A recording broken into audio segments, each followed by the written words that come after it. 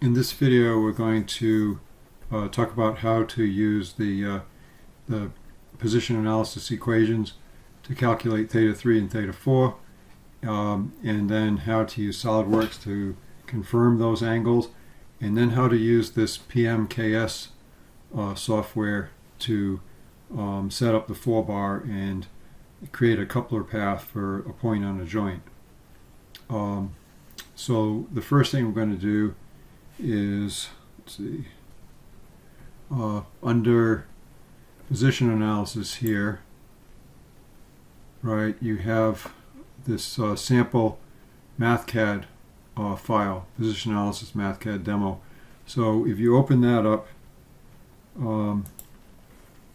you'll get this right here. So this in the lab, you're going to do 4 inversions of Grashof linkage. So this one that's initially set up so that you can get the values of theta, right? In other words, we're looking at this right here. So the idea is that given certain lengths, and then theta 2, what are the possible values of theta 3? And of course, there's 2. There's one theta 3, 1 here, and theta 3, 2 here. And then the same thing with theta 4. So given the lengths in theta 2, determine the values of these other angles. And we went through the equations for that in class, and they're actually set up here in MathCAD.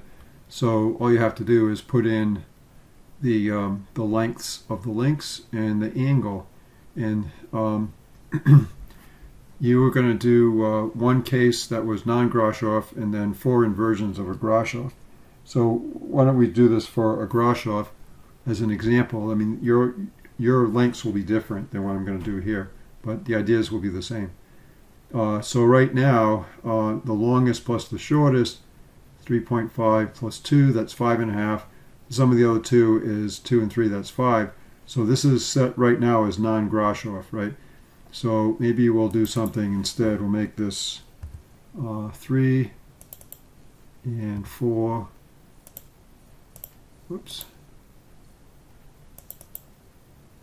5 and 6. Okay, so it recalculates the angles theta 4 2 and theta 4 1, and then the same, there's your theta 3 1. So actually, I'm going to change the angle too. Maybe I'll make this 85 degrees.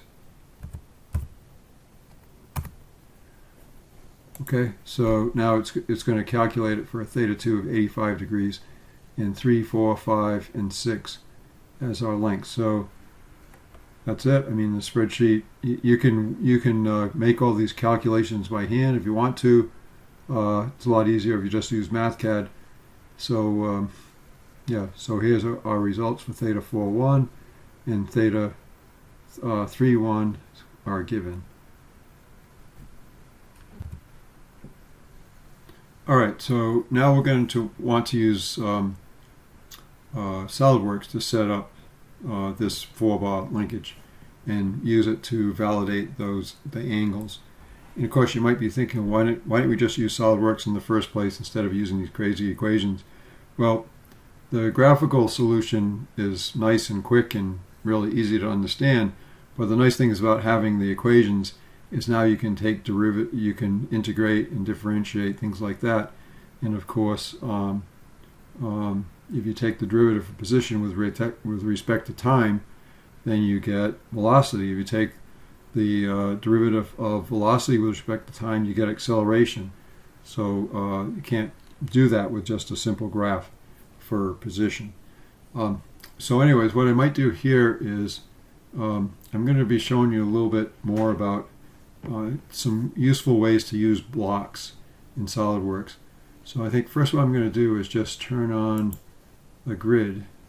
Right, so I'll just go to Document Properties and display the grid, and the grid is set up in 1 inch in the major grid spacing and 4 lines per inch. So if I do that, and then we'll just go ahead and start a sketch on the on the front plane here. And I'm going to just create some lines and make them all blocks. The nice thing about blocks is even if it's just a single line, is once you create the block, the length is fixed, and you don't have to, if you had originally had a horizontal constraint, once it's a block, you can rotate it, do whatever you want with it. It becomes its own entity. So I'm just going to, so first I'll create a 3-inch long one, 4-inch, and I'm just using this snap feature to the grid. You can see it snaps in 1/4-inch increments. What did I do here? Did I forget to oops, put in one more here. Alright, so that's a 6, and let me delete that one. Alright, so yeah, as I said, right now I'm going to select this one and make that a block. Just accept that.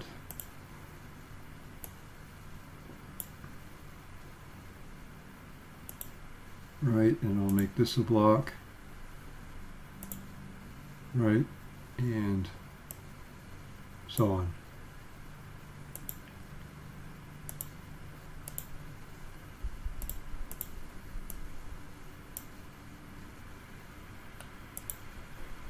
Alright, so now I have 4 blocks, and I can, of course, I can edit these blocks. I can give them names, like if I want to, if I just click on this again, then I can call this link 1.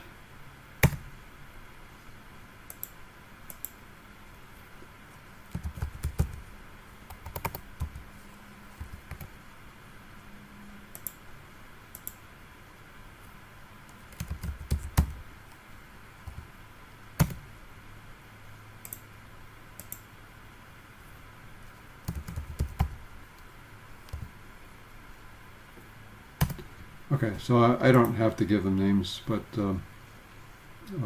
anyway, so now we have their names, and so there I can move them around, whatever.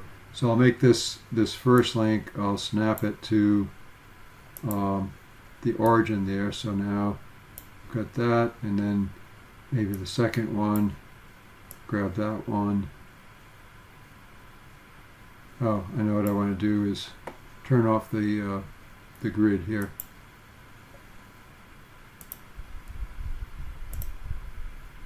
So I'll turn that off. Okay. Alright, so now we've got that connected there, and this one, I'm just going to make this our ground link. So I'll go ahead and make that horizontal, and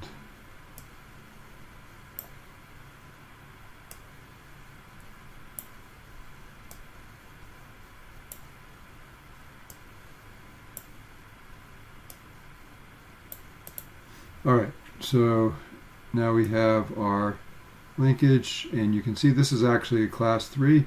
It's the shortest and the longest is equal to the sum of the other two, so it's an equality, and that has this problem of, right now when you get to the toggle point, not really sure which way this one's going to go, right? So it could rotate like this, or as we had it before, could go the other way like this. Okay. So a lot of times if you have something like this in an actual mechanism, you might have some kind of hard stop so it doesn't go the way that you don't want it to go. Alright, so we have a 3, 4, 5, 6, and right, just like in this we had a 3, 4, 5, 6. So now we want to set theta 2 to 85 degrees. Alright, so I'm just going to put in this dimension right here and make that 85. Alright, so now what I want to do is check to see what the other angles are. So for instance, this angle right here, and it's going to say you would over constrain it, right, because the object is already fully defined. We can make it a driven dimension. So in other words, it's not controlling the object. You know, if I change this, it will change that angle, and then I'll also put this angle in here, and that one will also be a driven. And SolidWorks, you know, makes this one, you can see it's dark black, and these are gray because they're driven angles, right? So for instance, if I change this to 70 degrees, right, the other one's changed. They're not controlling the object. It's this one that controls. So I'll put that back to 85. All right, so let's see how we did here. So this angle, this angle would be theta 3. That was 23.08. So if we bring up the MathCAD file and look at theta 3, there's 23.08, and theta 4 is supposed to be 114, but if we subtract that from 180, right, then we get 66, right? Or, you know, if you do the math, it comes out exactly correct. All right, so what we've just shown, this is what you would need to do, is use the math, you know, use the equations, come up with theta 3 and theta 4, and then of course you're going to do the same thing with set up the SolidWorks sketch, and then compare the angles. If you've done it correctly, you'll get the same angles. So the next thing we want to do now is set up the PMKS software with a 4-bar. And so here's the deal: with the PMKS software, you can't put in the length of the links. You put in the location of the joints. Now, once you have the 4-bar set up, you can you can put in an input so that you say you're going to rotate this as the crank, and it will print out a table that will tell you the location, the coordinates of the links as this thing rotates around, and also the velocities and the accelerations. It will also give you the angular velocities of each link and the angular accelerations of each link. So it gives you a lot of information, but to get it in there, you need to know these points. Now, the other thing I'm going to do is we're going to want to put a coupler point right at the center here. So I'm going to add a point right here, okay? And I'm just going to turn off the constraints. So now I'll be able to, that snap to the midpoint, right? I'll just turn it back on for a second. Right, so in other words, right, that's at the midpoint. All right, and so now I can just click on these points and look down the bottom here and get the coordinates, right? This one obviously is just going to be 6, 0, that's 0, 0. But any of the other ones, I can just click on those points and get the coordinates, and I can use that to set up the PMKS software.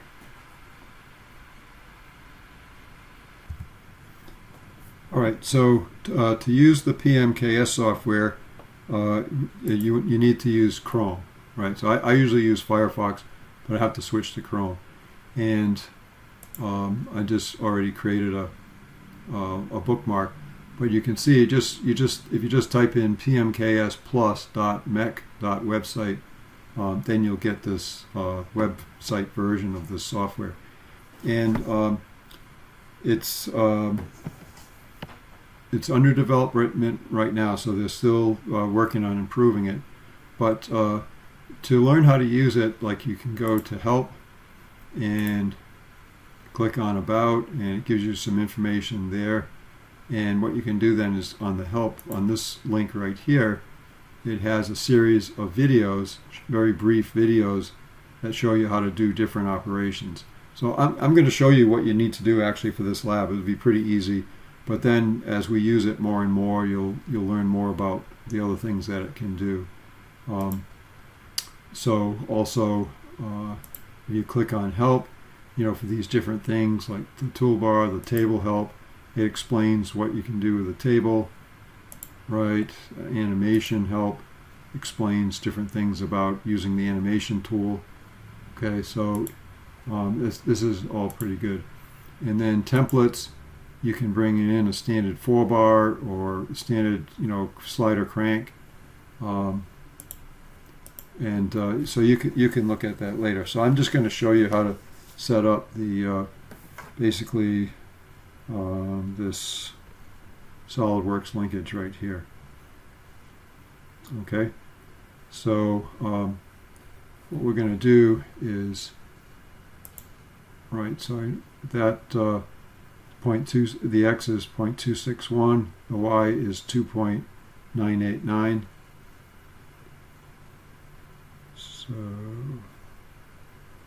So what I'm going to do is, to get started, you just right click. So I'm going to start at the origin here and say create link, right? And then the first one's about 3, so I'm just going to go up over here, and I'm just going to then right click on this joint and create another link that's connected to that. Just kind of, the next one's 4, right? And then right click, create link, and the next one is 5, but it connects to the one on the ground is going to be 6. So 2, 3, 4, 5, 6. It's going to be right about there. Okay. So now I can go to this table for the joints. And A, by the way, I can click on this. It shows me the labeling. Right. If I just click on the I for information. So the first one is going to be 0, 0. Right. And D, of course, is going to be 6, 0.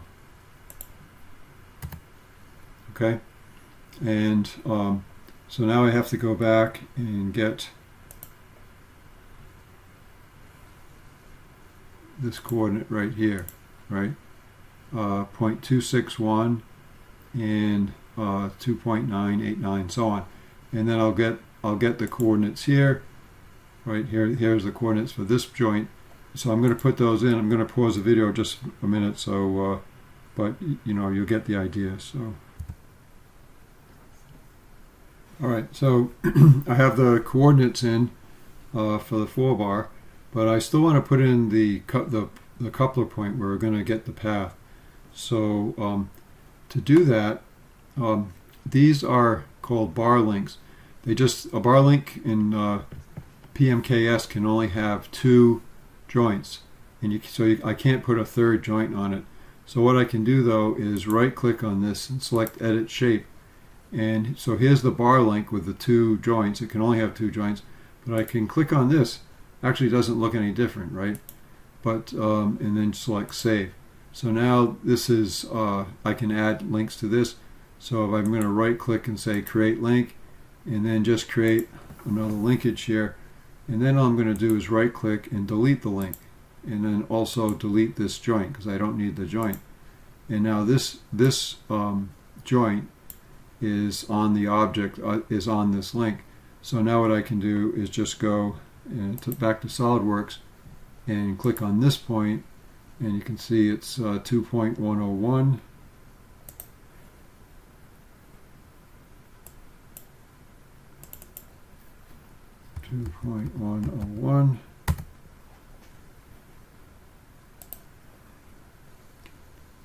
And then 3.773.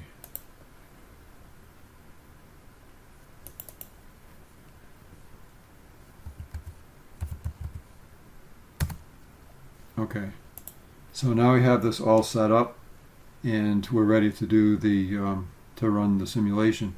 So under settings, you can set the speed, so just set it at 10 RPM, and whether you want it to rotate, I still have to put the input in, and you can also set whether or not you want gravity to be on.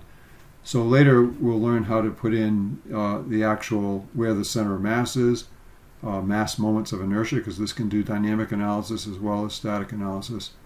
But what I need to do first is put in the input. So we're going to use this as the crank. So what I do is just right click on this joint and pick set as input. And you can see it turns green, right? This little green dot there. All right, so now we're ready to go ahead and do the simulation. Whoop. I forgot to ground some of the links, right? So notice that it said you have to have no more than 1 degree of freedom because we can only put in one actuator. So I'm going to right click on this and set toggle as ground, and I'll set this toggle as ground, and let's try it now. So there we go. Right, and if I pause it, then I can use this slider to move to any position. And so what you'll do for your the lab report, just take a screenshot of this and comment on. So here's if you put your pencil here in this coupler when you used the linkage box and sketched out this path, then just compare the shape with the simulation. That's all. If you didn't put it in the middle, if you put it in, if you had one and you put it in one of the other holes, then just adjust, in your SolidWorks sketch, just put this the point at the right spot on that line, get the coordinates, and you can look at it. So anyways, this is what you need to do. And like I said, we'll be doing a lot more with this PMKS, but this at least gets you started using it.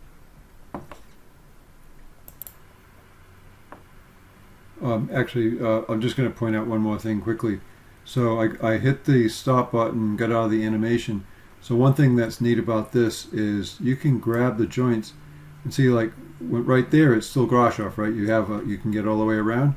If I make this link too long, so you can't get it, you can't get all the way around. So, and it's showing you as I change the length of this link, the way the different paths would change if I were to then go ahead and change that, right? It snaps back to where it was originally. If I pull this down here, it still snaps back, but I could, if I brought this down to here, for instance, I could then go back to this table and change the coordinates of B, right, and see what that looks like. But I can very quickly, I can move this one and see what happens, what would happen to the shape of the curve if I move that one. All right, I'll release it, goes back. But if I find a point where it has the path is what I would like to have, then I can just put those coordinates into the table.